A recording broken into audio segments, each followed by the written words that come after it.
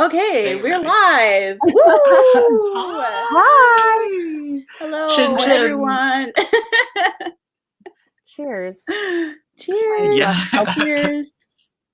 This cute on-brand mug. This is the first time I have done this where there's not like a round of applause. I'm used to not that I usually walk around getting applause, but like when you have to pretend it's in your head like I do. In my head. You should have had a backing track, right? With Yes.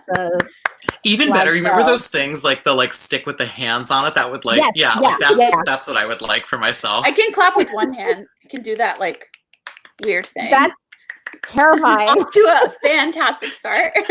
Hi everyone. Everybody is clapping at home. Yes. I should have put my last name on there. I'm a jerk. My name is Zoraida Córdova, and this is Ryan La Sala, and we are here to celebrate Claribel A. Ortega. That's me. Yay! Woo! Yes, Go Squad is out today. I'm so excited. Awesome. Tell us what Ghost Squad is about. Sure. So Ghost Squad is the story of 12-year-old Dominican-American girl named Lucely Luna who lives in St. Augustine, Florida with her dad. They have a ghost tour and, they're not doing well financially. So their house is, Ryan's doing this. They're not doing well financially. They're not doing well. And at the same time, she lives in her house with the fireflies of her ancestors. I'm saying this all wrong, as if I haven't pitched this a million times. Anyway, the ghosts of her ancestors live in her backyard in this enormous willow tree as fireflies / ghosts, and that's Dominican folklore that I keep mentioning. So what happens is, her grandmother's firefly becomes unresponsive. So Lucely is like, I have to do something about it. And she, along with her best friend Sid, they intone this spell in a graveyard that they find in a cemetery, which I don't recommend to anyone out there. Don't do that. And they end up awakening these malicious spirits that try to take over St. Augustine, and they have to team up with Sid's witch grandmother Babette and her fat cat Chunk to try to defeat the spirits before they drag all of St. Augustine into the underworld. That's a lot for some children to do. It's a lot. It's a lot, but they're doing it. They're doing it. And and yeah, it's not that organized. I think at 12 years old, I was doing the exact same thing that I've been doing for the last 3 weeks in quarantine, which is watching Gargoyles and Sailor Moon and eating Cocoa Krispies. Gargoyles. I used to love that cartoon when I was little. Yes. Yeah. My mom is already technical difficulties. Oh no! Well, I'll tap dance and distract while you're doing that. I did it. At 12, I did think I was a ghost hunter. I was running around cemeteries and trying to cast spells. So reading this, I was like, this is I feel very seen by Sid and Lucely are doing exactly what I was doing at 12. Yeah, I was a weird 12-year-old too. I loved spooky weird things, and I remember at one point my brother-in-law was like, "You're gonna grow up to be one of those people who wears all black." So he thought I was gonna be a goth, and I'm not a goth, but I do love murdery kind of stuff. I did go through goth phase though. Right. I think we all went through a goth phase. I'm still in my goth phase. I was too poor to be a mall goth because Hot Topic was so expensive. So I would just wear a bunch of black clothes, and my mom would get so upset. She would be saying the prayers and the rosary and all these things. And yes, that's also my mom. Somebody asked if Ryan was wearing Claribel's coat, and yes, it is, isn't it? I should have worn mine too. It's in my closet. I can just go grab it. Have you ever seen both coats at the same time? You haven't, so that's how you know. Yeah, I happened to get it before quarantine shut everyone out, so it's mine effectively for the next couple Sisterhood of the weeks. Traveling Pink Coat. It's just us sending it back and forth to each other. It's true. It's true. I'm wearing it to honor Claribel, not to upstage her today. Same thing with my hair. I'm on here. When you said you were going to dress up, I was like, oh, I should probably change this T-shirt that I've been turning inside out for a couple of days. That's not true. But my pajama T-shirt. So we Disgusting. have someone here who demands demands to see both coats in the room. If we have time at the end, maybe we'll do it. This will be like the bonus feature to see both coats at the same time. Yeah. I think that this is a perfect author cosplay because you won't know who you're cosplaying, Claribel or Ryan. Right. Yeah. Perfect. Well, look, my whole outfit today is I'm actually cosplaying the cover of Ghost Squad. I don't know if anyone's noticed this, but like the orange with like the pink on the fringe is supposed to be like the text, like the cover text. And then my hair I dyed last night to be like, it's very poorly done. But it's like it teal actually on the top looks and like really good in that photo you posted. Well, because I edited it, but yes, but it's no, I'm yeah, it's all fake. But I'm dressing up as the cover. I am the book. Okay, I think I'm Chunk. That's why I'm wearing this coat. Oh, I love it. That. I'm I did consider putting orange just for you. Tag yourself. I'm the Chanel boots. Oh my god. I love it. Okay, so we're gonna ask some serious author questions, which we would ask were we, in real life all together. So I want you guys to talk about your debut year, right? Ryan, you debuted in December. Yes. Yep, that's correct. Claribel, today's the day. So I debuted when dinosaurs roamed the earth in 2012. So I'm done talking about it. Yeah, I want to hear from Claribel first. How has today been for you? I mean, we are capturing a person who is like in the middle of their debut, like right now. Like, I want to hear from you. It's been really nice, actually. Like, obviously, I wasn't sure how it was going to go because we were supposed to be in a bookstore and be all together, but that can't happen. So I was nervous that I wasn't going to be excited for today, but I'm actually super excited. Like, last night I couldn't sleep. As I like posted on Twitter, I was like, how am I supposed to sleep? And then today it's just been like nonstop comments on all my social media. I really thought that the day that the movie got announced was like, there's no way it can get busier than this. And I was so wrong because today I kept missing people's comments and like tweets, and I got so many emails and text messages. So it was really nice. Like, it's obviously been challenging the past couple of weeks, like not knowing how everything's going to happen, if my book was going to make it into anybody's hands. I didn't know, but it seems really good. And people were ordering like the audiobook and the Kindle or the ebook version because they didn't get the physical book yet. And they were like, I just want it right now. So that's good for me. More sales. I do that all the time where I'm like, this is not going to ship for 3 days. I'm trying not to curse because there might be children watching. But like, you know what I want to say. It's important. And so it's amazing watching everybody sort of come together because you do so much for this community, and it's without wanting to make you cry. It's really important. It's really important what you do. Thank you. I mean, I love the community. I talked about it on the Ride or Die episode, but before I became part of like the book community, I didn't really feel like I belonged anywhere 100% because people didn't get like my references or like the things that were really important to me because I wasn't surrounded by like avid readers. So like the community really feels like a family. It feels like the first time in terms of a big group of people that I felt like I belonged. So I want to show my appreciation for everyone too. And it's hard out there. You got to stick together. I truly believe that. Do you feel different? Like, it's like your birthday and people are like, how do you feel? Like, as if like you can feel the year changing. Do you feel different going from being unpublished to published? I do. I actually feel different because it's like, I've been saying pre-order Ghost Squad for like the past 3 years. And it's like, finally, it's like, no, you can get it right now. Just order it. Just buy it. You can order it, right. And I don't know, it feels good. It feels like I snapped. And maybe I did.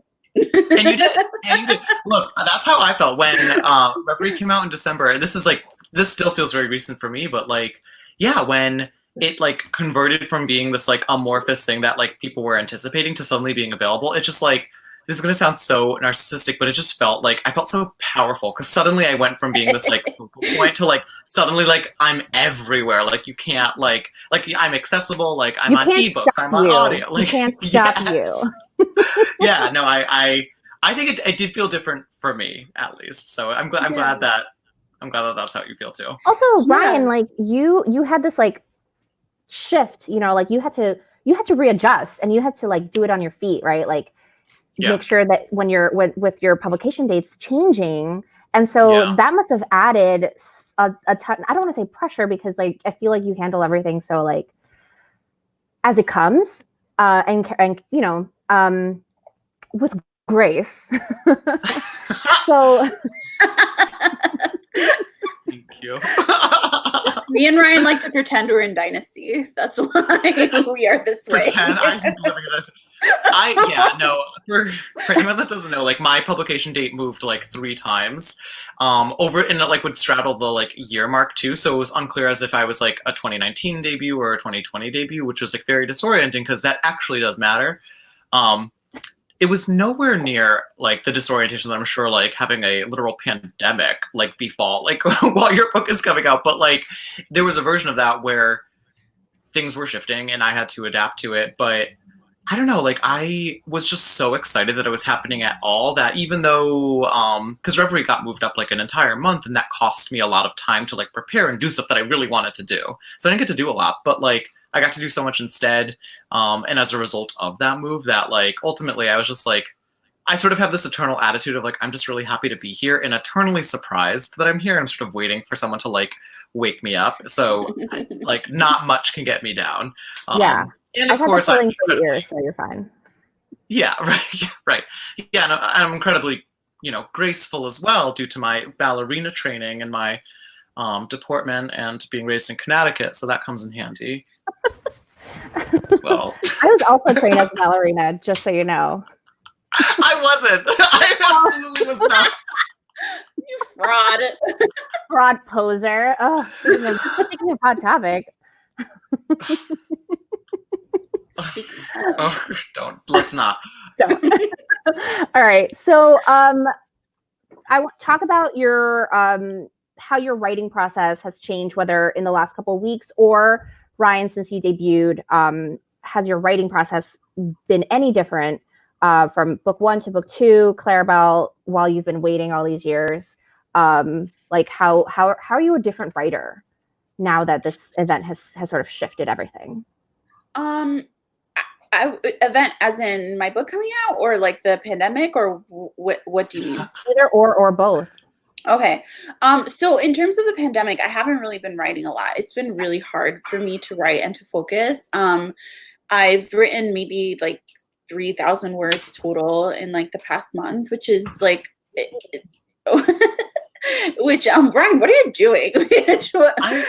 I thought it was gonna fall. It's my baton. Okay. Sorry, just keep going. Yeah. That's fine. It's fine. So usually I write a lot more than that. So it's definitely been hard for me. Like it's slowed me down. And in terms of how I've changed as a writer, I'm still a planter. Like I still only have like maybe a page of what the book is going to be about. And then I just go for it and go from there.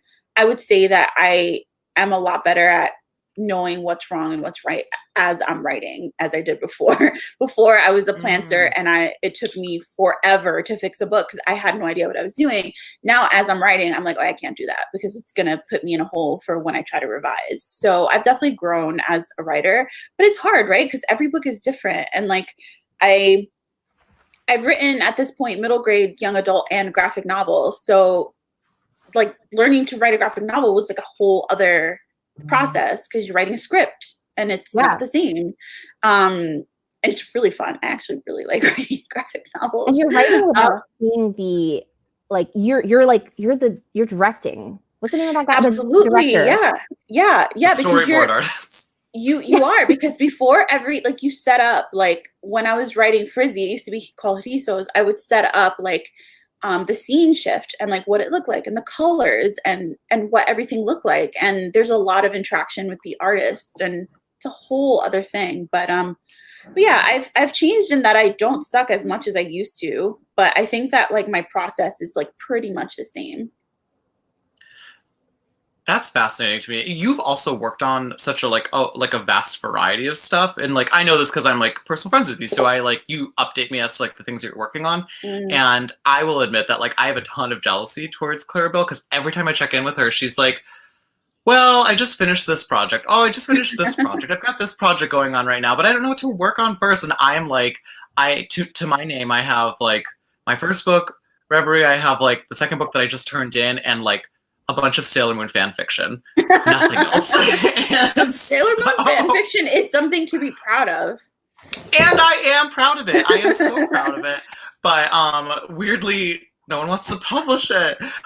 So yeah, my writing has not changed a ton since like when all the like coronavirus stuff happened. I was in the middle of revisions, and so and then like copy edits and stuff like that too. So it actually gave me the like I was also traveling a lot for Reverie stuff. All that stuff got canceled, and so it gave me a ton of time back to kind of do this.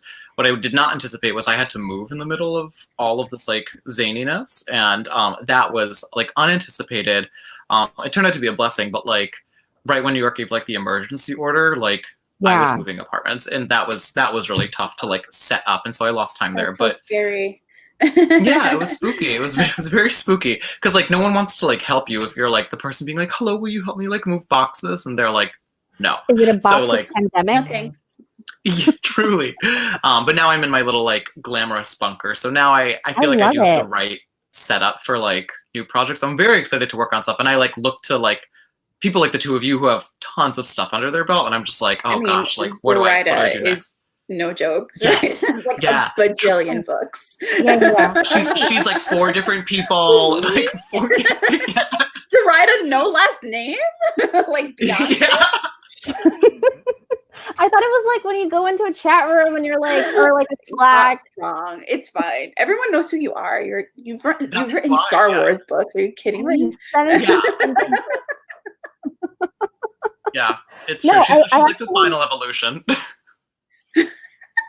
Yeah, I think that I what you said before about how every book is so different, I completely agree with it.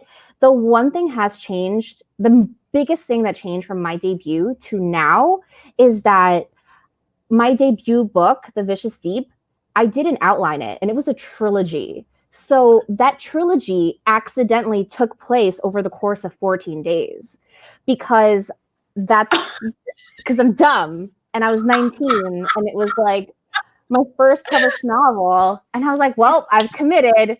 I guess everything has to happen mad fast. But then the best part is that the epilogue of the book is actually over the course of like 6 months, and it's only 1 chapter, which is how interesting things you can do with your narrative stories. Like that's my story, and I'm sticking to it. But now I am a complete outliner, and even if I don't stick to my outline, I definitely feel like I need a guide map. I need to be like, okay, in order for me to get to New York to Massachusetts, there are only a certain amount of highways I can take, right? And then I just follow that and change course as I need to and as things like come up. But every book follows the same chaotic process, non-process, if that makes sense. Yes, it does. Yeah. Especially for me, because I don't outline. So it's like, let's see what happens. That's amazing to me, Claribel, because your books, having read like this and a few other like unpublished thing, like they're very like rich in terms of like the details and the complexities, which leads me to believe that like either you're someone who intensely outlines because you know how all these things hook up, or you just have like a ton to pull from and you have to kind of, weed stuff out as you're revising. Yeah. So the one thing that I do to prepare before I write, and this goes back to like my reporter journalist days, is like one thing that they taught us that sticks with me, on aside from if it bleeds, it leads, which I will never forget.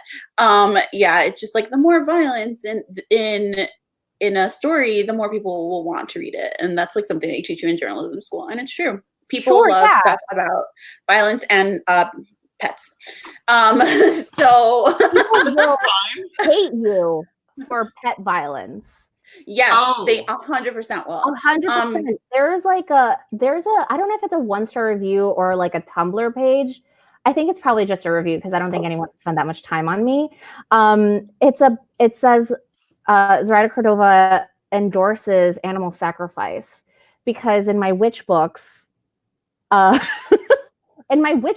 they use blood magic, they use a sacrificial animal, and I'm like, lots of religions do that today. So I'm sorry that I killed this fictional cat, guys. I hate that if you include something, then it means that you endorsed it. Like, yeah. Also, like, what's the alternative? Like, what do you use? Like, people blood? That's worse. Exactly. Yeah. I mean, oh my God, people are asking for Pancho. He's not coming. Where is he? He's in the room, and oh no, he's actually right over there. But if I try to grab him, he might not be happy about it. Okay. I was saying something. Oh, my point of that whole thing was the one thing that I do is I research a lot. Like for Ghost Squad, I researched a ton about St. Augustine, like the ghost tours and the urban legends and just like everything. So I do have like tons of notes about that stuff. So when I am pulling from something, and it's usually research about the actual area that I'm writing in. I have a Ghost Squad question, which was not in our carefully planned notes outline. Did you research the convent, like the witches from Spain?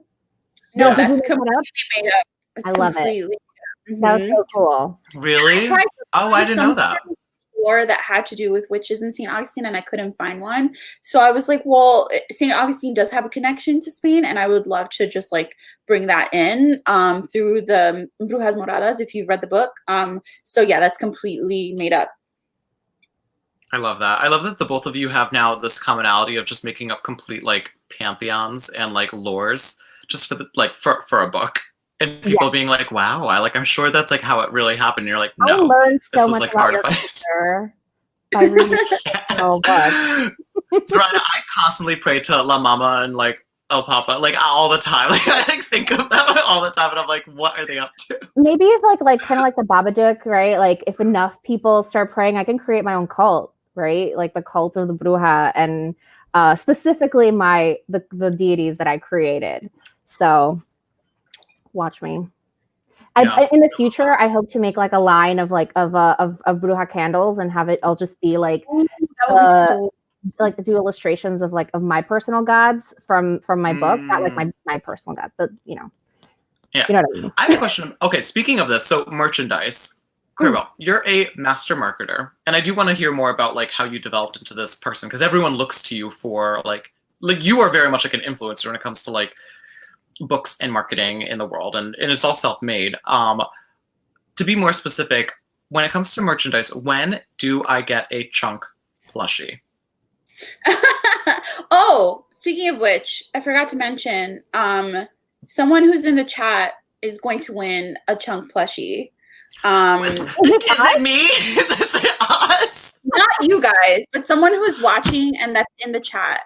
So if you want a chunk plushie, just like, I don't know, put hashtag Ghost Squad Day, and then we'll go through and we'll pick somebody. So it's really weird. Furious. Okay, whatever. Give me your lame answer after that.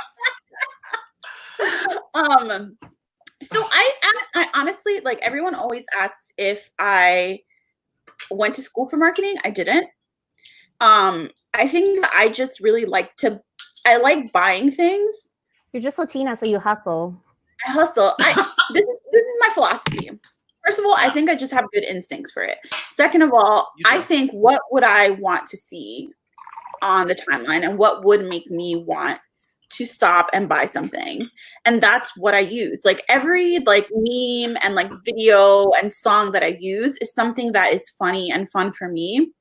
And I figure my books are an extension of who I am. So if people like the things that I like when it comes to marketing, they're going to like my books. And I think that's why Ghost Squad has sort of like become a meme, and like Chunk has become a meme, because it's like my personality to do that stuff. And then like suddenly I'm finding all these readers who are like-minded, and it's because I'm being true to myself, even when I feel ridiculous. Like, I really felt ridiculous making a video of Chunk dancing to Get Low. I did. I had to, like, the night I thought of it, I was like, is this too much? Is this going to get me canceled? Are people going to be like, this is like Cats Part 2? But then I was like, you know what? I can't stop laughing about it, and I really don't care. And I did it, and people loved it. So yeah, it was I just great. sort of do whatever makes me happy and whatever makes me laugh. And the thing is, when you're looking for opportunities to fit into a certain brand that you've made, or like niche that you've made, they pop up everywhere. They just sort of like keep coming to you. It's just, I'm thinking about it constantly, and I get a lot of ideas about it, but I don't really know why I'm good at it. I just am. I was just born this way. I don't know what to tell you. Well, I mean, I do agree that like it does permeate a lot of what you do, because a lot of people here probably haven't had the opportunity to read Ghost Squad yet, but like while reading it, like I'm like cackling the entire time, because like Lucille has like the worst sense of humor, and like the jokes that she makes are like so funny, like funny to me, but like from like a like corny like dad perspective, and like other things are just so funny, like Chunk's like non sequitur like meowing is like like very dry humor. And I think like the hallmark of like the when I was like in middle school, like the books that I read, like they had to be funny and like entertaining. Like I had to want to hang out with the people that were having this adventure, and like it's captured very well. Like I'm very impressed that that's like a thing that you were able to do in an actual like bit of written work. And what's like phenomenal is very consistent with like your very bonkers marketing. And so I think people have like a lot to look forward to. Like if they're here simply because they saw Chunk like dancing to Get Low, like luckily the book sort of follows through on like those punchlines, and it's like same level. It's very funny.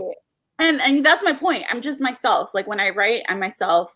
When I do marketing, I'm myself. I don't try to sort of emulate anything that anybody else is doing. I just do what's fun for me, and then it just works out. And that can be hard because it's like another way to be vulnerable. You're already being vulnerable when you write books and put them out in the world. And then if you market them in a way that's personal to you or your sense of humor, suddenly it's another point of vulnerability for you. But I'm already out there. People can leave me reviews on Amazon. Like what else? Yeah, you can't be more exposed than reviews on Amazon. What about your approach to like baking humor into your books though? Because I mean, obviously not everything you write is supposed to be like comedic, and Ghost Squad, I feel like, how do you balance like levity, humor, and like very real stakes and very like scary moments? So I've never met a Dominican that is not funny, like, or a Caribbean person that's not funny. Like people from the Caribbean, like humor is just like what we do, like to the point where, and I think a lot of like Latinx families like this in general are like that, but in the Caribbean, in the Caribbean, like you're always constantly like making fun of each other, and just like it's just how you relate to one another, and that's just how I grew up. And humor is just a big part of my life. It always has been. So it's like how I deal with things. My family is really funny. Like almost everybody in my family, sometimes they're corny. It's fine. Like all of them are in the chat too, so they're probably like, it's not me. But like mostly everyone in my family is so hilarious and just like does the funniest stuff all the time. And I think unfortunately it has to do with like suffering. Yes. Like, right? Just be miserable and not keep going. Culture has gone through it. Like we have to make jokes. Otherwise, that's really insightful. I have a stack, and I'm not gonna go get it because I'm wearing like my sleeping shorts. But I have an entire stack of she outed herself. I'm the corny one. Outed herself. Me too. I am also the corny one, just so you know. I'm the corny one of all of my friends, but I think I learned it from my uncles, because I'm going through a lot of Latinx books that are contemporary, and I don't really like reading contemporary that much. I always like reading books with magical elements, especially now that we're in this like renaissance of Latinx authors writing SFF.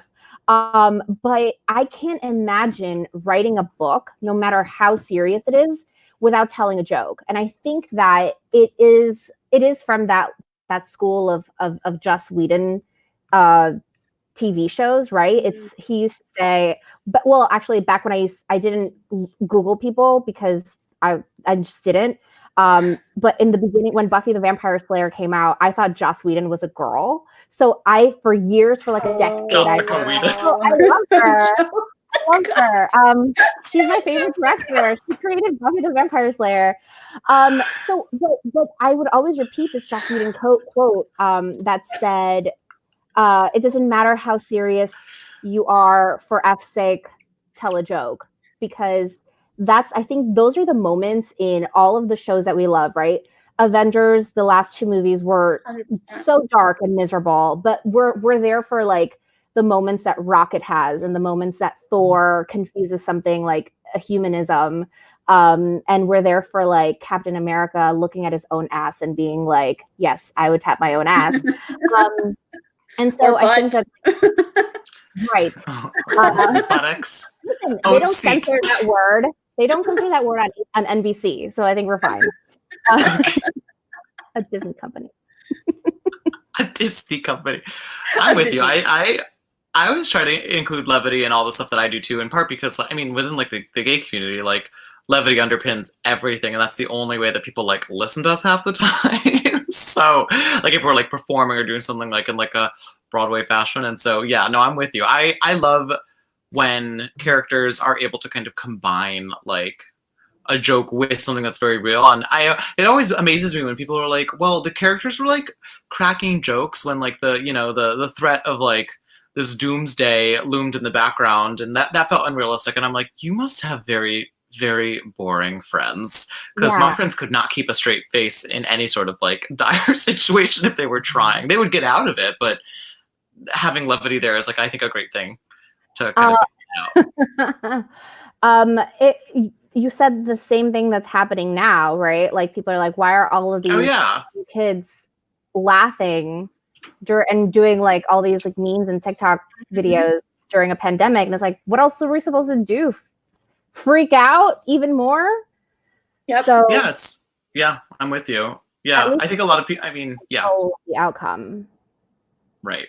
And I think also like, you have to understand people are complex, and like people's reaction to something with like humor does not necessarily cheapen like the severity of that situation for them, right? Like if it's the person being impacted, right? Like making light of like their own situation, like our characters are, or like we are in like a situation that's like obviously pretty bad. Like that's not necessarily demonstrative of them being like flippant about something. And that's something that like I've even had trouble communicating to people when they're like, oh, like you're so flippant about like, the quarantine or X, Y, and Z. And I'm like, well, yeah, but like, I'm also like an immunocompromised person that's like in complete isolation right now. Cause I haven't left my block in like 1 month. For the first time I left my block this past weekend. And like, a lot of people were surprised. They're like, oh, well, you've been like treating this like a joke. And I'm like, yeah, cause what else am I going to do? Just like sit and like weep into like, I don't know, a pillow, a chunk plushie if I had one. Someone said that if they win it, they're gonna give it to you. And so Mara nice.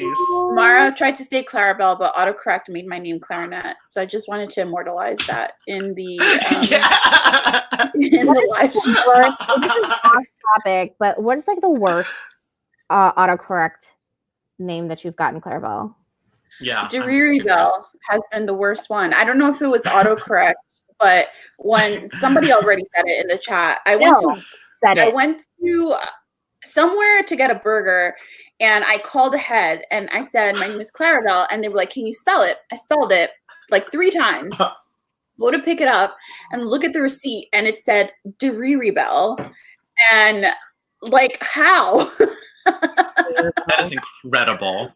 I love that. I mean, it's legendary. Everyone on Twitter knows that because I posted a picture immediately, obviously. Like, someone said it was my reggae name, which is the best thing. Is it? My reggae name? Bell.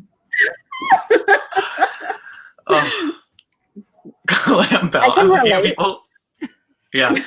Zoraida, I'm sure you have some good ones too. I had a boss that called me Sarita, like Sarit, and he would spell it like that, like Sarah Ida, for forever, like for 4 years before I like became a manager. He was like, oh, I've been saying your name wrong this whole time, and we just sort of like, I was like, what am I gonna do? Correct you? Like, you control my paycheck, and you're a scary man. And then Imagine he just didn't pay you because you were like, the worst one was like a guy that I worked in the stockroom with when I worked at American Eagle. He called me Zamboli. He was like, that's what I heard, and I was like, that's what you wanted to hear. I just like that doesn't even make sense. I heard. He's like, that's what I hear when you talk, and I'm like, you got to check your ears, bro, because he's something's happening. He probably has one of the like Zerg in his ears. You know, those things that were like crawling people's ears in Animorphs. Oh yeah, that's what's going on with him. Kat is in the chat. She's gonna start. Don't let Kat hear Animorphs. She's gonna start talking about it. Okay, Kat wants to start. Oh, and Katie's here too. Not good. Katie Poole and Kat have always said they want to start a podcast called Standamorphs, and I support them because it is the best name of any podcast ever. That is good. That's good. We can love something and hate the author. Zergs are from StarCraft. You're right. Animorphs. What are the things? What are the things from Animorphs? Someone tell me. What are the things that are in the ears? I'm sure they know. Dylan with the answer. Dylan, thank you, Dylan Wickersham. He was like, I've been waiting for this my whole life. You get a Ryan LaSala plushie. Not the chunk one. I don't know how to tell you this.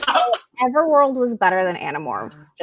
Just saying. What was? Oh my God, we're gonna start Everworld. It was the series that Kay Applegate did. I don't remember if it was in conjunction to like alongside Animorphs or after Animorphs. It was so good, so good. But I also have a lot of '90s YA that probably doesn't hold up to this day.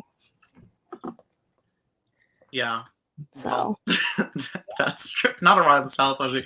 Wait, Claribel, I have a question for you.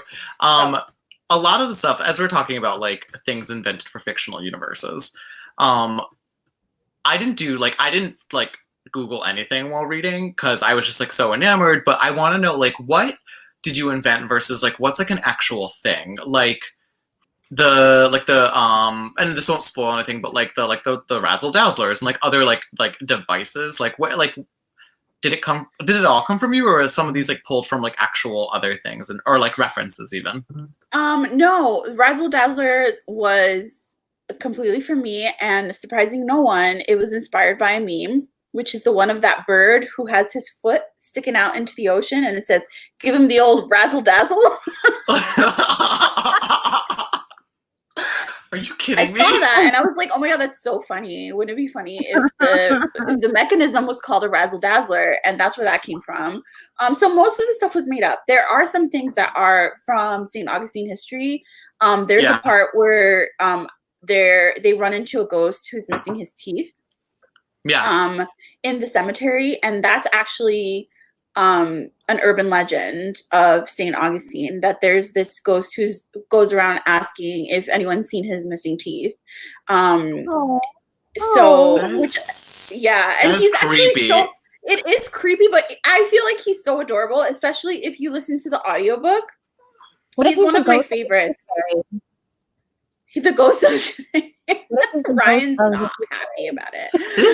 That is so. You know what? That reminds me of like, "Where's my big toe?" Like that person. No, but he's very sweet. He's very sweet. He doesn't understand why people are afraid of him. He's like, I'm just trying to find my feet. I'm just trying to find my teeth, and nobody wants to talk to me, and I don't understand why everyone's afraid of me. And the girls are like, are you dumb? But they're kind to him because they've already seen like a bajillion ghosts, so it's like, this guy is not trying to eat us, so we're fine. Yeah. Oh, Zoraida, did something happen? Yeah. Can we announce it? Do it. This is exciting. So now live on Publishers Weekly, it's announced that I sold a YA speculative fiction anthology called Reclaim the Stars, and it's going to include 16 Latinx authors, and Claribel is one of them. Yay! Live announcement. Congratulations,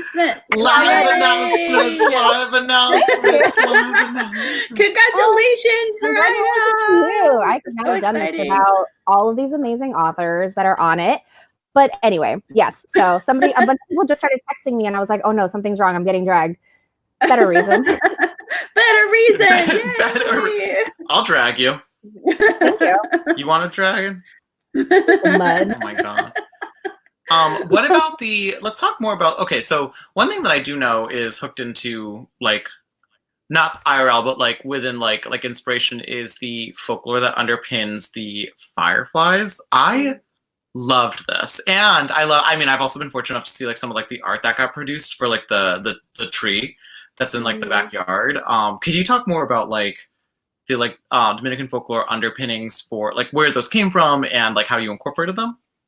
Yeah, so the whole point of Ghost Squad, like the message that I want people to come away with is that they're not alone, and that the people that they lose are still with them. And Firefly folklore is like the perfect vehicle for me to deliver that message to them, because obviously the folklore was made as like a comfort, right? And when you lose somebody, you wish more than anything that you could like have another day with them, like have another week with them, like be able to talk to them, like text them. I can't tell you how many times during this process, like I've picked up my phone to want to text my brother and I can't, Yeah. And there's this like real want to be able to communicate with people. And I think that's really where the fascination with ghosts come from for people as well. Like there's this whole, I don't know if you guys have ever heard of the book, The Witch of Lime Street, which is about the whole like spiritualist movement and like Houdini and how he believed like you could talk to the dead, and how he really wanted to because like of a son he lost. It's this whole thing, and that's where it all comes from. Like our fascination with like ghosts and talking to ghosts comes from us wanting to communicate with people who we lost, right? So it's a real universal thing, even though it is a Dominican folklore. It's something that I feel like is so universal. And because me and my brother used to catch fireflies when we were little, I felt like it was a perfect way to honor his memory in the book, to talk about this folklore and like let Lucelli have this thing that I wish that I could have, let her have these fireflies, and then have her be so afraid to lose them because she doesn't really know what it's like to lose them. And ironically enough, the only loss that she really has felt is the one of someone who's actually still living, which is her mom, because she had left her family, voluntarily. But then there's all these other people in her family who passed away. And I just wanted to sort of show people that the people that we lose are still with us, and they're with us if we choose to keep them with us and keep their memories alive and keep the things that they wanted for us or for themselves alive, And my brother always wanted me to write. He always wanted to do something creative. So I, my whole writing career happened because of Pablo. And I feel really proud to be able to put it in print, because a lot of our like folklore and mythology and stories are lost, are not in print, are really hard to find. And if I can write about them, I'm reincorporating them into the canon. I'm reincorporating them into, this collective work where other people can pull from it now. Other Dominican writers can say like, hey, I have this text to reference from this middle grade book. And I think that's really cool. Yeah, that's beautiful. Middle grade audiobook, middle grade movie. Like it's Hell yeah. It's great. It's super great. The handling of that's amazing. One of the things that I really, really loved when I read Ghost Squad was how much I understood the family, even though, I'm Ecuadorian, the family's Dominican, but it still felt like my family. And I haven't had someone in my family die close to me. So but I'm always searching for that narrative that explains death, which is what Labyrinth Lost and the Brooklyn Bruja series is all about in the first place. It's like explaining how we leave things behind. And sometimes the things we leave behind is culture and stories and the things that get taken from us, or and we sort of live as ghosts culturally when we are so separated, right? And like for me, that like that's what diaspora is, right? It's like we are living ghosts of these people that came before us that we don't know about. Yeah. And so that's why your ghost book with all of the jokes has so many layers and so much meaning. Yeah. It's beautiful. Thanks, guys. Oh, I want to cry. Yeah. No, I do too. Cry. I'm with you. I won't cry, but I think like the handling of grief is so tough because it's such a personal thing to like lose somebody who's close to you, and to do so in like an elegant way is difficult enough, like on a personal level, even to just kind of manage your own grief, but then to do so in like an art form and one especially meant for kids is like what a challenge, but also what a beautiful thing to be able to accomplish. Like even reading it, like, and I have had people like close to me die. Like I was reading this being like, this is awesome that like Lucely has this system in place, and also, and I don't think this will spoil anything, but like these characters are present, they're there, and like the things that I've always imagined for the the ghosts that walk alongside me, like she has, and I loved reading that for her. And I think that's going to be really helpful for really anybody of any age that like has experienced any sort of loss, like either like very approximate or like distant. I think it's a cool thing to kind of put into the canon, just like you said. Yeah, and I felt like it could be a healing thing, like let yourself imagine it, and like let yourself think that it can be real. Like, why not? It's a way for you to escape like the horror that is reality sometimes. And if you can escape it by like having people that you've lost with you, like what better way than that? I think the power of pretend in this case is really great too, because like I even found myself being like, oh, like I can't wait until the next time I see a firefly, right? Like, because I can't wait to kind of project upon it, like, like in my case, like people that I've lost close to me, my sister, like I can't wait to see a dragonfly. I can't wait for summer, because now I have like this lore in my head, even though it's not mine, it helps me. And like same thing with like the jars that they live in, and like even like the razzle dazzle, like all these things, like these tools, you could look at them and be like, oh, these are just like fantastical artifice, but they have such a more profound meaning if like you've personally experienced things like this, that like I think it's going to be very helpful for a lot of kids that are in similar situations. I hope so. I think it's important for us to talk to kids about loss and death. Like, even if they're not going through it, like it's something that they're going to deal with eventually. And like, one of my friends read Ghost Squad to her daughter, and her daughter started crying, and she's like, I'm not going to have your firefly when you are gone. And like, it opened up a whole conversation for her to be able to talk with her about it. And like, that's the point. Yeah. Right.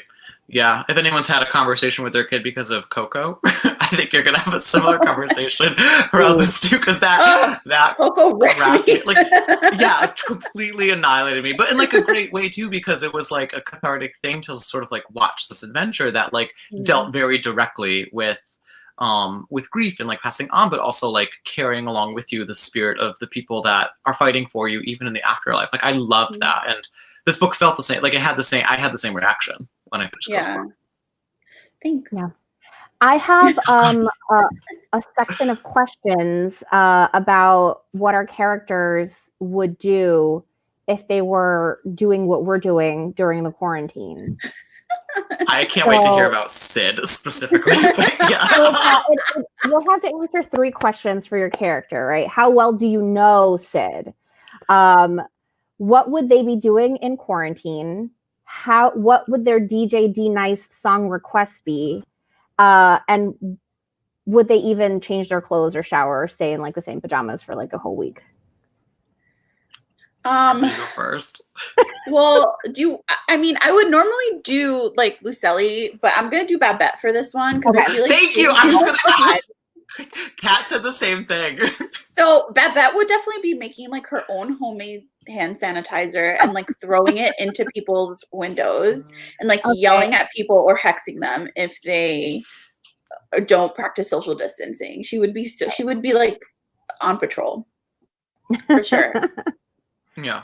Okay. What would Babette's DJ D Nice song request be?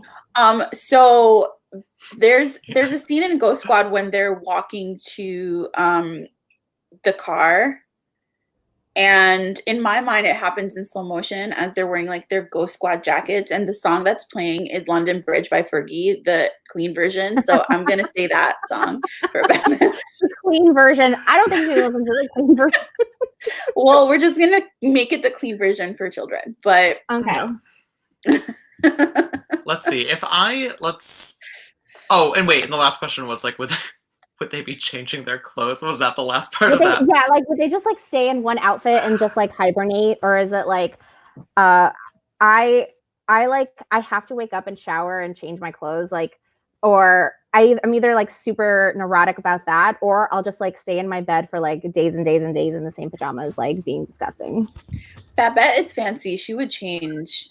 She would like, I'm just shower. Wear this coat. I don't actually wear this fur coat all day. Or do I? Or do I? So for me and for, let's see, Kane from Reverie is a very like boring character per this answer, because he's such an introvert and so like misanthropic that I actually don't like, he does not like people, and if a shut-in or a shelter-in-place happened, like he would be very blessed by this. I don't actually think that he would notice, like his life would not change that much, which is not a good thing. I'm not endorsing this. He's just very shut off from other people. So I think he'd actually kind of enjoy it. I think like one thing that like he experiences is a lot of like FOMO.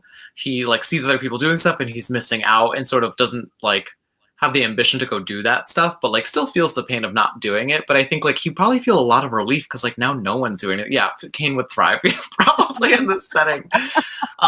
His DJ Night song would probably be, now I'm thinking about Fergie, and I have to say Fergalicious, but specifically the like rap breakdown was like that would be my song, and I think that Kane would surprise us by knowing every single word as I do, because I like very regularly listen to that song, and I'll be like dead still until that comes on, and then it's full performance until it's over.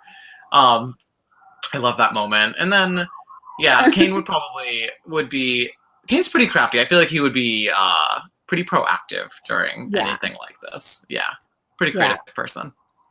I'm going to go with my character, Rose Mortiz, who's the youngest of the... That's not fair. She's so good. Like, she's bad in this book. In this book, she's like, it's her turn to make mistakes, right? Oh, good. Okay, great. Yeah, so I think that she would be studying all of the books and saying, like, I'm not going to fuck up. I'm not going to mess up like my sisters. So she inevitably will, because she just gets super cocky, and so she will like make all the mistakes. It's going to be like, I made a mistake. Don't worry, I have it under control, even though she clearly does not have it under control. So they would probably end up with like a blown up house and of like all kinds of mess and magic and candle wax. I don't know what happens in houses anymore, in witch houses anymore. And her DJ anymore song would be I'm probably gonna go with like a Bad Bunny song. Okay, always a good choice. Mm-hmm. What? Always a good choice. Always a good choice. Always a good choice. Yeah.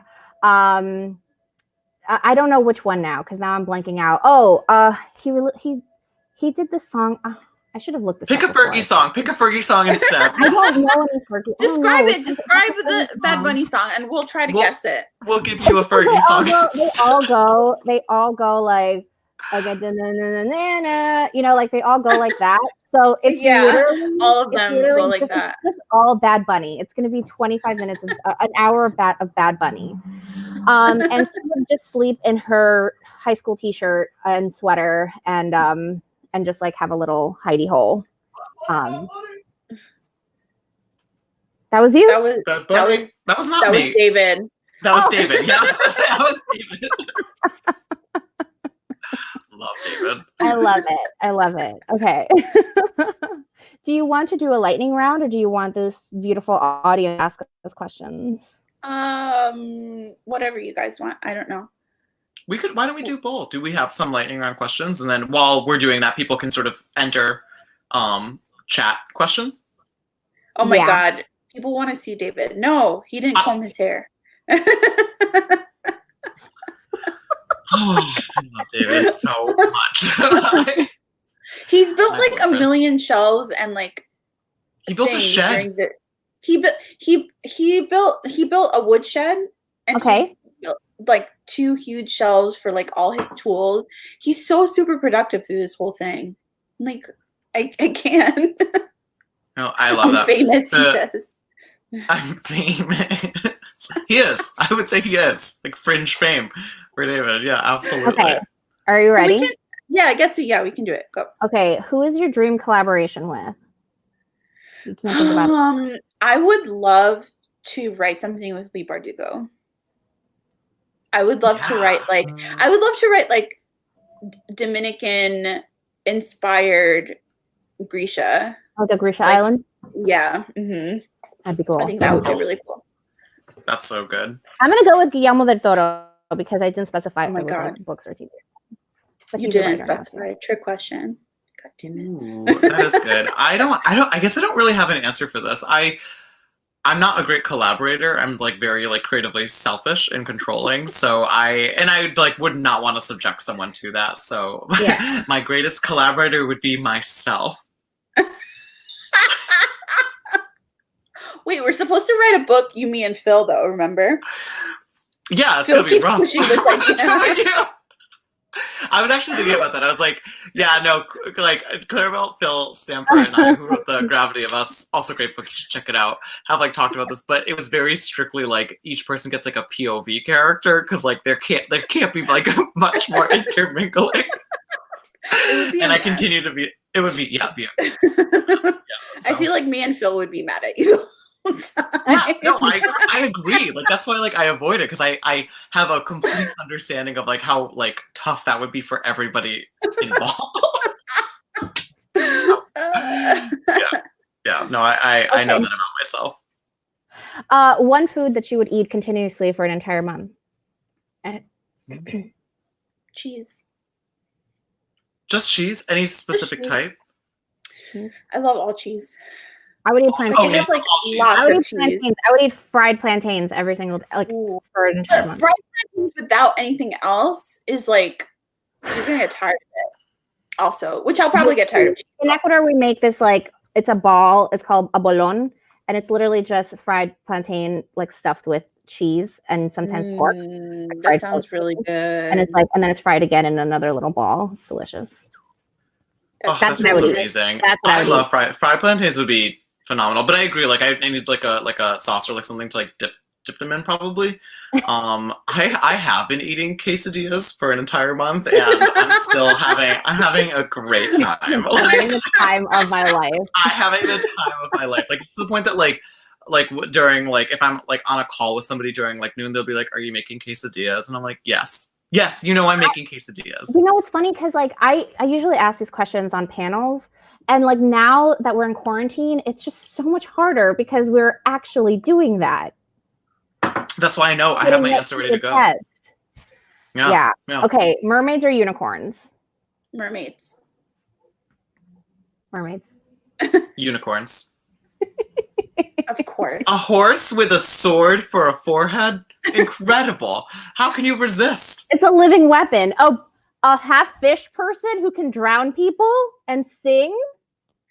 A horse with a sword on its head could also drown a person if it stabs them at the edge of like a pool. At the edge of a lake? Horses don't like water. Specific. Mermaids are way better. I don't know. I don't trust a mermaid. I mean, do you trust a horse? No, absolutely not. But I'm not. So then why would you trust the unicorn? Horses are scary, and I think that people need to like address the fact that horses are like nightmare creatures. No one talks about this, but I'm talking about it. I agree with you. There are nightmare creatures. There's a book called Drink, Slay, Love by Sarah Beth Durst. It came out, I think, in like 2011 or something like that. Yeah. And it was about a girl vampire who's like really mean and has no soul, and she gets staked by a unicorn because in our world, unicorns are natural vampire hunters. I love that. And so that's the only way to kill a vampire. I get it. But when he does that, he gives her a conscience instead. instead of killing her. So he just like pokes her in the heart with his unicorn. It's very strange. Mark Oshiro said that this lightning round is very, very chaotic, and I don't know what else. All right, fine. We'll speed it Has up, been Mark. chaotic. All right. If your character could live in another YA world, which would it be? Okay, I've said this before, and I feel like I give all Lee Bardugo answers, but I would really love to see how the dregs would take care of Lucely and Sid and Chunk. Like, I feel like they would become protective of them, and I feel like it could be really cute. And I feel like it would drive Kaz to be like the most violent that he's ever been. He would be so violent. He would be like, did you look at her? And then stab somebody and rip their eye out and throw it into the canal. Exactly. I feel like they'd be the safest there. Yeah. Yeah. How about you, Ryan? Oh, me? I would say, so if like Kane and the others from Reverie had to go into another world, I think like something like V.E. Schwab is like very like in the theme of Reverie, so probably like a darker shade of magic universe, except like in Reverie, the fantasy worlds always have like sort of like a weird twist to them, or like they're a little bit like off kilter because they're like dreams that are kind of rotting apart. And so like, I don't know, in this one, like instead of it being like a typical like darker shade, it would be like a Wisconsin version of it. It'd be like a darker shade of magic, and it would be the whole universe except everyone has yeah. Oh my God, watch out, Layla. Like it'd be like that. And they would have to like do their best to like act along with the accent. And if they don't have the accent, like people are gonna know that they're not from that world. Oh my God. Like, that's kind of the out of there. Four Wisconsin. White Wisconsin, red Wisconsin, gray Wisconsin, black Wisconsin. Yes. Yeah, it'd be the darker shade of magic, but like specifically with Wisconsin. Oh my God. I think I would send Rose to, I know this is cheesy, but I would send her to Hogwarts and be like, this is what witchcraft looks like in a pan-Latin American diaspora sense, J.K. Rowling. Let me teach you a little lesson. She would like recolonize Hogwarts and be like, take Hogwarts over and be like, oh my God, there is an ethnically ambiguous person here. I love Go Rose. Go Rose. Or I would send her well. to the world of the bells to Orleans, and that world is scary. Rose is at the age of horrifying. 15. Yeah, I mean that world is horrifying, but she's also like 15 and like amazed by like transformation and sort of how people become beautiful, which is why I sent her to a fairyland in this book. And so I think she would be fascinated with the way that the magic is used in the bells, transforming people. What else would Rose be? Rose is a Slytherin. Yeah, that checks out. What about Lucely and Sid and Babette? Lucely is a Hufflepuff, which she says in the book. I would say Sid is probably... Sid is a Gryffindor, I think. And I think Babette is Slytherin. You think so? I could see her being like a Ravenclaw. No. No, okay. Overruled by the creator. I'm with you on the Hufflepuffs. Kane is definitely a Hufflepuff, and I make sure to mention that as often as I can. I am also a Hufflepuff, so. Me too. Yay. I'm a Gryffindor because I'm careless. I'm just kidding. I'm reckless and loyal. That's what I am. Whatever. What house is Chunk? That is a really good question. I've never thought of that before. I feel like he's a Hufflepuff. House of Dior. Yeah. House of Dior. Chunk is House of Dior. Final answer.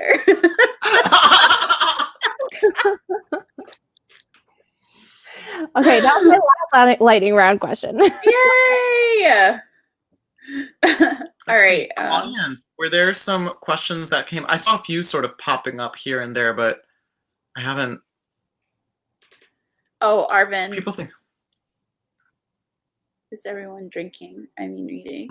Honest answer is this was filled with mango White Claw. I'm And having an Angry Orchard rosé. This is Francis Coppola, white wine in a can. Yeah. And I'm actually reading a really good mermaid book recommended by Zoraida, which is To Kill a Kingdom. It is incredible. Real good. The mermaids are so scary. There's sirens. They're creepy. There's like a really cute prince. It's dual POV. It is incredible. I really recommend it. So far, I love it. What are you reading, Ryan? What about you, Zoraida? You know, I have a very large stack of books, but I'm going to turn over to middle grade next. And I just got sent this book called What If a Fish? Oh, that looks so cute. And it's by Anika Fajardo. And it's about a boy who's half Colombian who goes back to Colombia. And it's whimsical and more along the magical realism side of things. And the author actually wrote a memoir called she wrote a memoir about her relationship with her family in Colombia and being biracial and all these things. And so it looks like a middle grade that's gonna punch me in the throat with emotion. Love that metaphor. The thing that I'm reading, I'm listening to the Ghost Squad audiobook, so like that's been great because I have like the arc of it. Obviously, I'm waiting for my physical copy, and the audiobook came out, and I have been looking forward to it, and so I'm listening to that now, and it's so good. I can't believe it. Like all the voices are so like distinct. It's hard to believe it's like one. Is it one person doing it? It is one person. Yeah. Amari I wasn't sure. is her name. She's a Puerto Rican actor. Amazing. When I heard her audition and how different her voice sounded from Lucely to Mama specifically, and singing the lullaby, and she literally sounded like an old woman. I was like, it's her.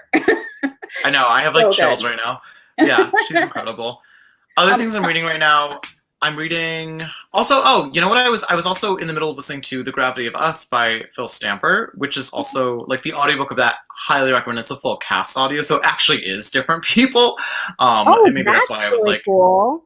It was super cool. Yeah, I like when they do that. But I've been looking for like real good like escapist stuff right now. Things that like feel good to read, and so The Gravity of Us is such like a like cute, awesome story with like real underpinnings and stuff. It's not like all fluff or anything like that, but it's been great because it's like nothing that I would normally like write myself, right? Like it's like space plus like queer romance plus like reality TV, and like that is something I can lose myself in. So I've been having a lot of fun with that. Yeah. Do you ever listen to audiobooks because of the narrator? Yes. Yeah. Mm-hmm. Oh yeah, absolutely. Yeah. That's why I'm listening to these two, yeah. The person who narrated Daughter of Smoke and Bone, I love how she reads, and I always try to find her stuff. Someone asked where they could get signed books. I put it in the ticker, but Books of Wonder is the official bookseller of this launch. So if you want to get a signed book from me, you can get it personalized. You could just go to buyghostsquad.com and the link is right there.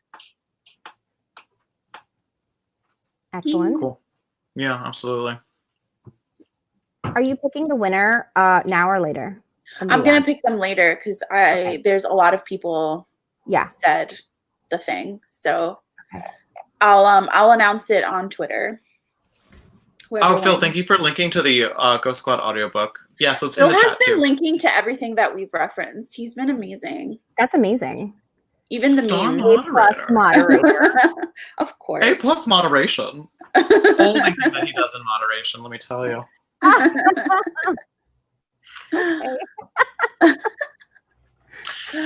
don't know what that meant. There's no punchline behind this. I'd love to antagonize Phil. It's my number one hobby. It is, truly. I'm trying to see if there's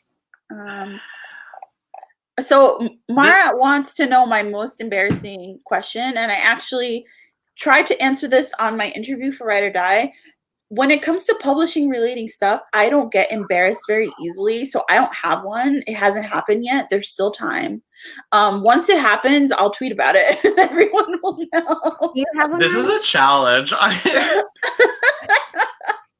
would like to say that I have no shame, but during a retreat to Tennessee for Madcap, where I was teaching a class, the headliner guest speaker was Lori Hales Anderson, and while we were in the car driving to the house with a group of authors, like a carpool, we were driving through a very, very dark road with no lights, and we just turned the corner and there's a house with like this family burning a bunch of stuff in their yard, and it is a two flight fire, like 2 floors, like super high.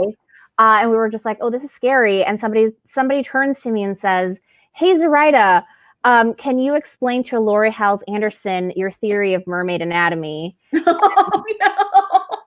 And then I proceeded in great detail to explain how mermaids have sex in my book.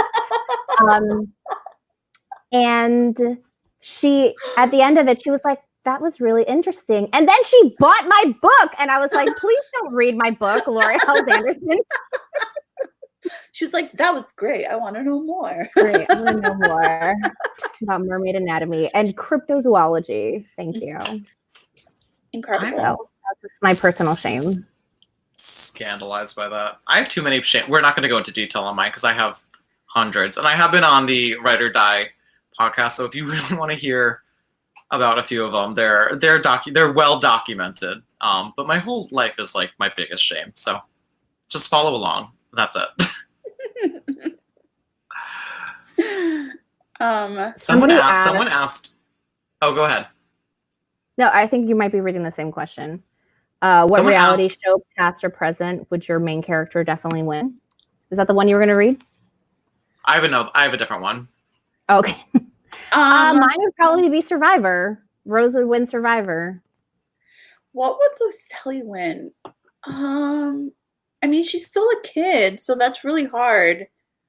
She wouldn't win Top Chef because she only knows how to make grilled cheese. What about the Baby Chef ones? The like Chef Junior. Oh yeah, there's a kid one, but those kids are really good. Those kids are good. Know how to cook. Lucelli would do like. What about like a Fear Factor or something like that? Like a that would be good Factor. for her because she doesn't. What about a show where you try to make a cake? What's it called? Oh, nailed it. Yeah. Yeah, maybe she'd be good at that because like her ghost family could like come secretly help her, and she'd have like all the tias like actually making the cake, and it'll be like gorgeous, and she'll be like, "Yeah, I did it myself." Oh my god! On the flip side of that, she would probably be in the same competition as Rappy, who's the main character of my second book, which is coming out like also later this year. Who's like a crafting genius who actually like works real hard at arts and crafts, and I think would do great on Nailed It, but like would probably still lose to the girl who's being like, you know, aided by her ghost family, and he would be furious about it because he's extremely competitive. So he would probably do well on that show, but I think ultimately probably can't compete with a 12-year-old and all of her Firefly family. Gigi, I don't know what you want. My niece is like, acknowledge me. I don't know. Gigi, what's going on, Gigi? What do you need? She's getting offended. She said, acknowledge me, Claudia. What the heck? Someone asked why YA is so fashionable, which I can only assume is directed at me.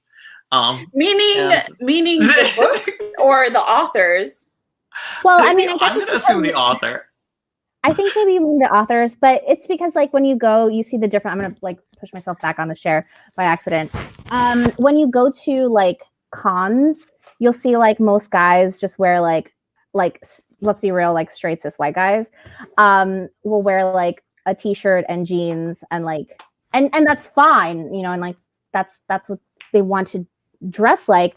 But I think that there was this weird thing in YA where like all the women would dress up super fancy, so I feel like everybody feels like a pressure. But I think now everybody just like lets their personality fly, and it's I mean, maybe it's that, or maybe it's just competition. I love that. I don't know. Yeah, I just have like so much fun looking dressing nice up for when I stuff. see people. I like dressing up. I think it's fun. And not everybody's fashionable. Some people can't dress. It just depends who you're looking at. Right, like I would be totally lost if I didn't have Claribel's coat to put on at all times. Okay, I think what Gigi said is that Lucelli would win Legends of the Hidden Temple. What's that? That's an old Nickelodeon It's game good. show kind of thing. It's really cute. I agree, Gigi. If that was your comment, if it wasn't, I don't know what to tell you. That's true. That is a great reference. Lucelli would do great at that. I also think that I would do incredible at Legends of the Hidden Temple. Not talking about Kane or Ralphie or any of my characters, but like just I me. think I personally think that like was built in a lab to like do Legends of the Hidden Temple. I totally missed my opportunity, but I really always wanted to do it. I was in a reality game show when I was in Ecuador. Once I was like a contestant. What? I was like 6 years old, and there was a show on national Ecuadorian TV, and you had to go on stage, and they had like different contests all the time, and it was a summer where that's the song, I think Claribel will know it, maybe it was called El Baile del Perrito. Oh my God, of course I know that song. And so you would go on stage and then you would dance the little dance, and it's like El Baile del Perrito. El Baile del Perrito. And it just like little doggy dance for some reason, which is like it was like kind of low-key twerking. Yeah, it was. And so you would go on and dance and win a prize, and I had to go with my little brother Danny. But because he had just woken up from a nap, and I was like 7 and he was 2, he didn't dance. So I was like dancing, and he was just standing there. And then I shook him, and then there was like a guy with the You shook your 2-year-old brother? Yeah, I just shook him. Dance, like wake up and dance. Don't judge me. I wanted to win. I support you. Yeah, I support you as well. I would truly shake a 2-year-old as well if I wanted to win a dance competition. And then, so then the guy came with a shepherd's hook, and he, pulled us off stage, and it was humiliating. Wow, your life could have been so different had that gone well for you. I know. Had I won, it was like a cone full of candies because this girl in my neighborhood won, and I was like, oh, such a bitch. So that's me. That's my story. That's a great story. Someone asked a question about, hold on, let me scroll up a little bit. V asked a question about representation in your books and what you take away from that. It's up at 7:15. So where is the question? My question is about representation in your books. What do you hope people take away from that? Yeah. Ryan, I can only see your eyes now because this question is so big. So I want any kid that wants to read my book to read my book, obviously, but I also think it's really cool for, Dominican kids, obviously, to be able to, or just Latinx kids in general, to be able to see their culture in the book. And not just kids. I said this earlier during a chat last night.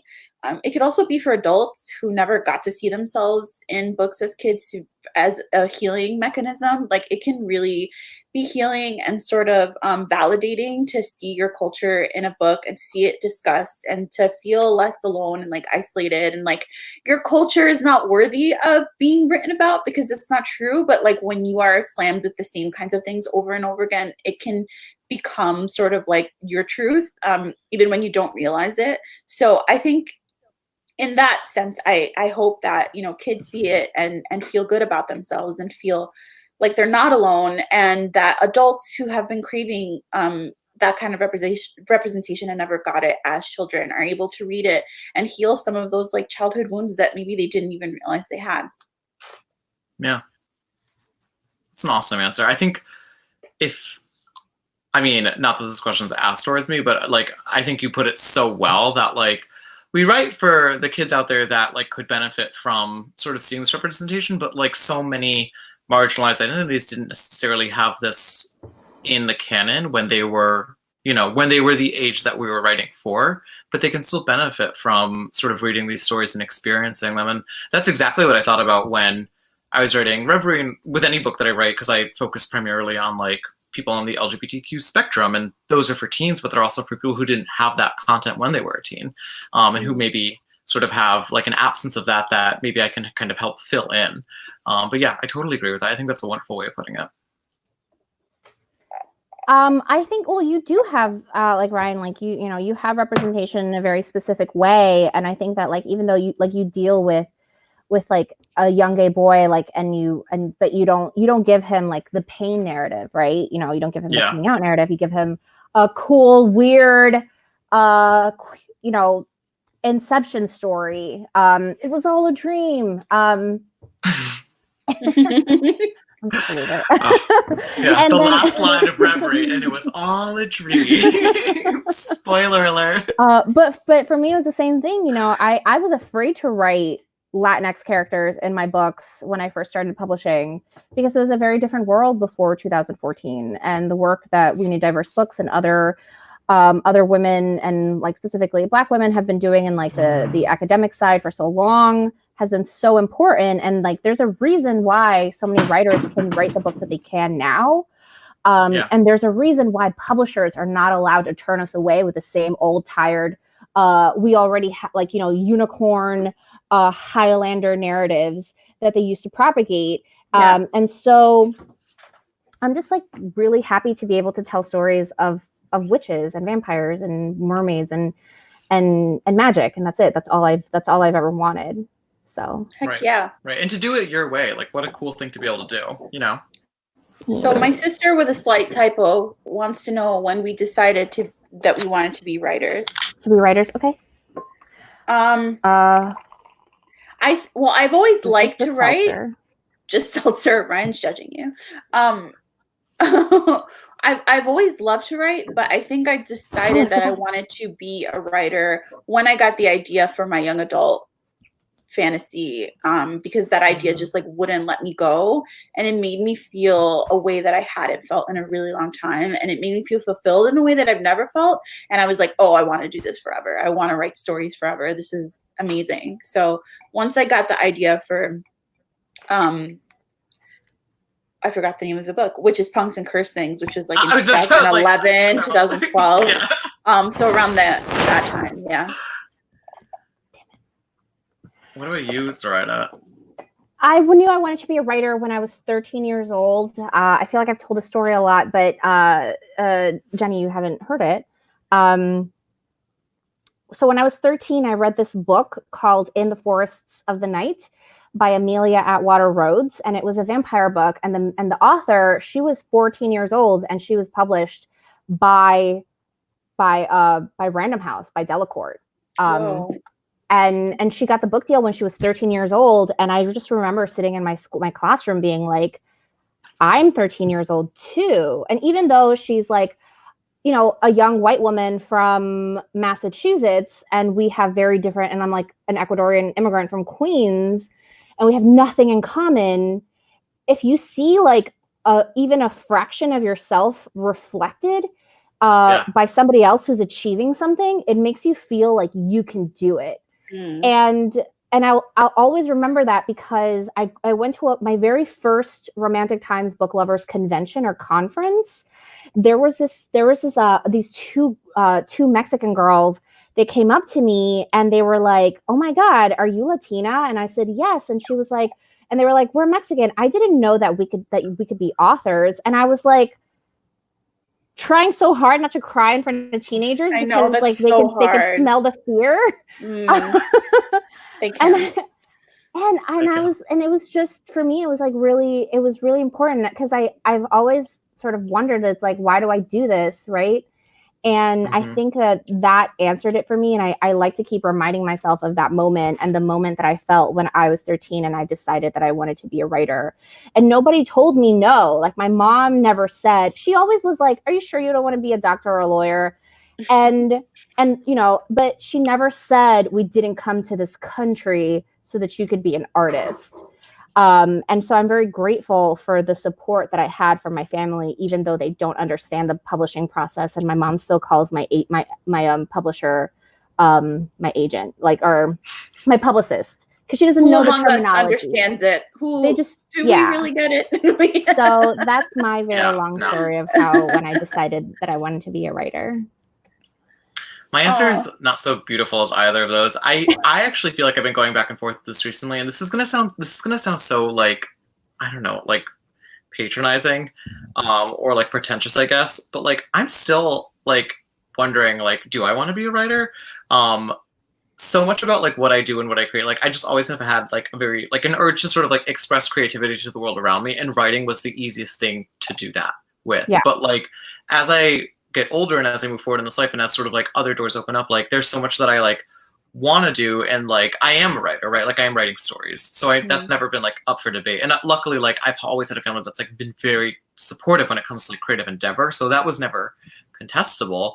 But now I'm in the position of like what else do I want to do, and looking at people that have written like multiple series like Zoraida, or people that have written like graphic novels and that are like working on movies. Like, it's great to kind of be around people like this, because it's expanded my self-concept to be so much more than just, oh, I want to be a writer of books. Like I want to be a creative person. I want to do so much, and I want to see like, you know, from the mind of Ryan LaSala on things that are not necessarily books, because there's so much that I want to do. And I feel very lucky that like I'm at a point where like that can start coming true for me, because so many people had to come before me to kind of set up the framework for that, to even be like to be a dream, but to like also now be like a very, not even like an unremote possibility. Like that could happen, right? And so I don't know. I sort of, when people ask me like when I wanted to be a writer, I think of me as like a kid, because I did know that, but now I feel like I've backed out of that because I want to be more, you know?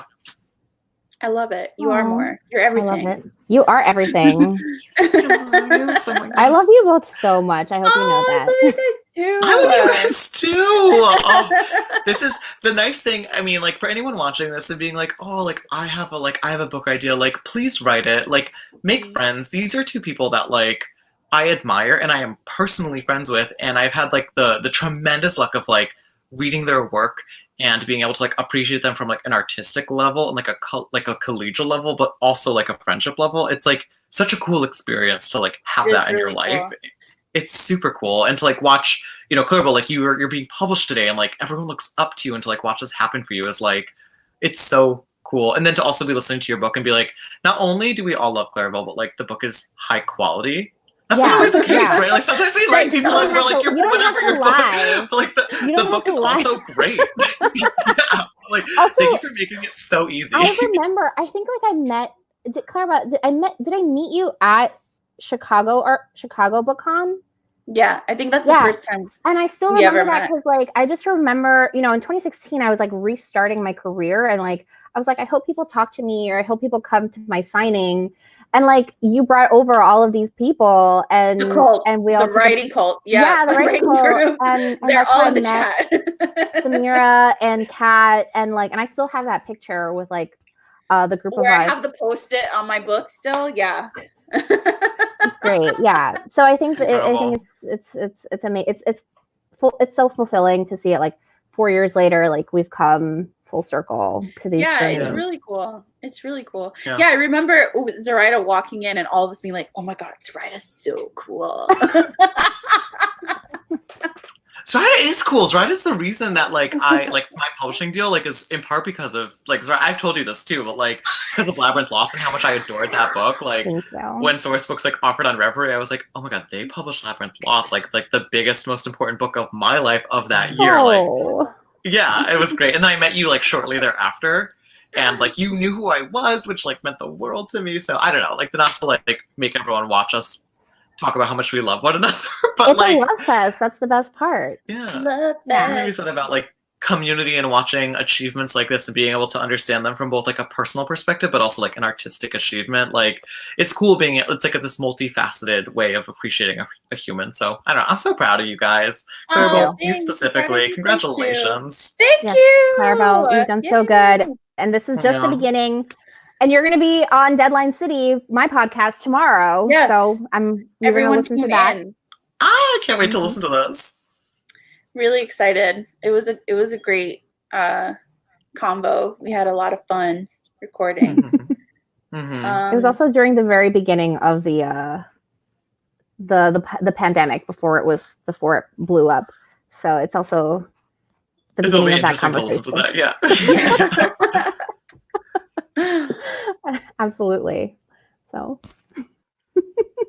Amazing. Mara, I apologize for my great content. She's so funny. Yeah. Okay, so should we wrap up? Yeah, let's wrap up. If nobody has any more questions, Claribel, I'm so thrilled for you and for Ghost Squad and all of the things you're going to achieve. Like, this is just the beginning.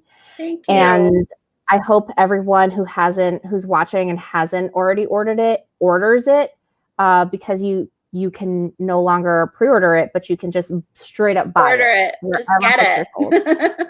Yeah, absolutely. Yeah. Thank you guys so much. This was so much fun. It was great. And if anyone who's watching wants to follow me on social media, please do so. I'm at Claribel_Ortega on Instagram and Twitter. And you can get my book at buyghostsquad.com. And what are you on Instagram and Twitter, Ryan? I am on Twitter, for better or for worse, at Ryality, RYALITY. And on Instagram, if you search Ryan LaSalle, will show up, but it's also RY_LA_SA, Ry La Sa. And yeah, come say hi. Come and mine is on Twitter, it's the phrase Z like in Zorro. And on Instagram, it is the name Zoraida Solo. Yeah. Nerd. Thank you, everyone who watched this launch. Also, there were so many people watching. It's really cool. Yes, thank you everyone for coming. Yeah. Come find us. Come say hi to us. I think one of the great things about like this particular group of people is that like we're all pretty accessible. So if you have questions, especially if you have more like Ghost Squad related stuff, like come find Claribel. She is a wonder to follow, and definitely someone to look up to on social media if you're like a young author looking for a good role model. I'm saying this to deflect you off of following me. I'm not what I would call a role model, but I've never want to. Hi, Kilson. I'm just like looking at who's on there. I'm like, hi, Mom. No, my mom's not here. Hi, Peter. I saw Peter. Ryan. Yep, there you go. Excellent. All right, great, guys. So I think that I feel like I just don't want to let go. Now I have to go put on my pajamas and watch television. Yeah. Like a quesadilla. We have to go celebrate the news on Twitter, the Anthology. Yes, go Twitter post and retweet. Actually, I did it while we were doing this. Go retweet my tweet about the Latinx fantasy anthology. Yes. Absolutely. Awesome. Ryan, do you want to baton twirl us out? Yes.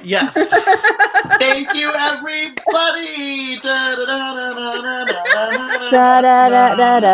don't know actually the song that goes through.